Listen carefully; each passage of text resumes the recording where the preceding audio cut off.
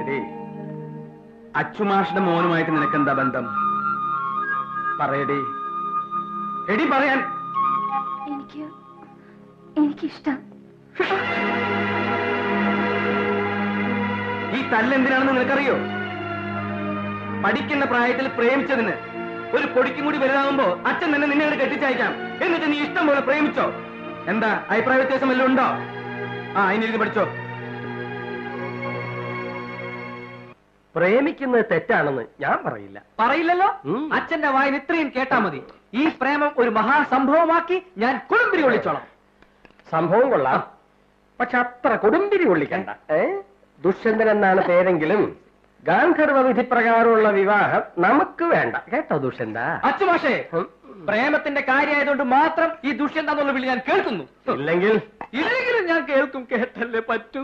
മോനെ ദുഷ്യന്ത, എന്തോ ഞാനും രാവുണ്ണിയും തമ്മിലുള്ള സ്നേഹബന്ധം നിങ്ങളുടെ പ്രണയം കാരണം തകർന്നു തരിപ്പണമാവരുത്.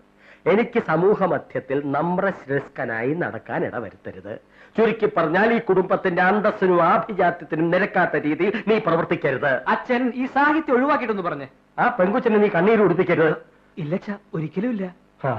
നീ സാമ്പാറിന് കേടുവർക്ക്, ഞാൻ കുളിച്ചിട്ട് വരാം.